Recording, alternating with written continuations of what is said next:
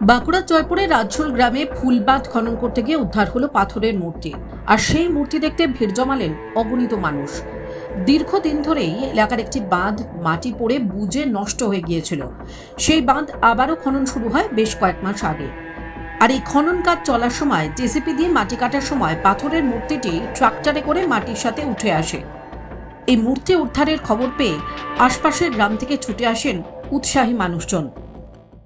আমি রাস্তায় পেরিয়ে যেতে দেখলাম একটা পাথরের মতো কি অবস্থা, পাঁকটার সঙ্গে জড়িয়ে রয়েছে।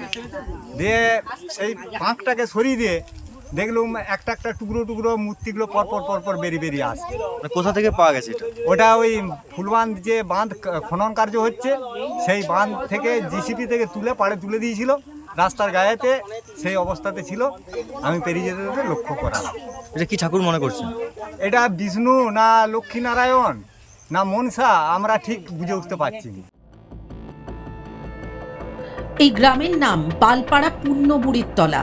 এই পুণ্যবুড়িও একসময় উদ্ধার হয়েছিল ফুলবাঁধের জল থেকে। তখন থেকেই গ্রামে পুণ্যবুড়ি রূপে পূজিত হন মা।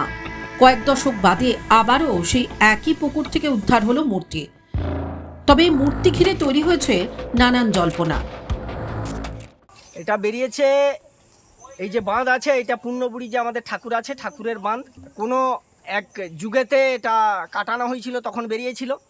আবার মানে বহু যুগ পরে এই পুকুর খনন হচ্ছে, তার এই যে সমস্ত জাঁট বলে যেটা প্রতিষ্ঠা করা হয়, সেই জাঁটের কাছ থেকেই এই মূর্তিটা বেরিয়েছে।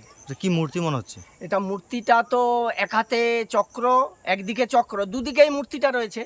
একদিকে মানে শঙ্খ আর একদিকে চক্র, দুদিকেই মূর্তিটা রয়েছে। তবে দুটো মূর্তি, হ্যাঁ, এটা মানে কৃষ্ণ রাধিকা না লক্ষ্মী নারায়ণ নাকি, এটা তো আমরা ঠিক বুঝতে পারছি না।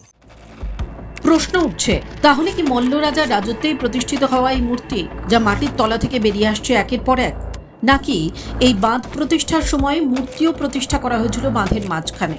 না হলে কে বা কারা রেখে গিয়েছিল এই মূর্তিগুলি? কোনো বড় মন্দির প্রতিষ্ঠা হয়েছিল কি বহু যুগ আগে? আর এই নিয়েই বাড়ছে জয়পুরের রাজঝোল গ্রামে মানুষের মধ্যে নানান কৌতূহল। টাইমস নাও খবর।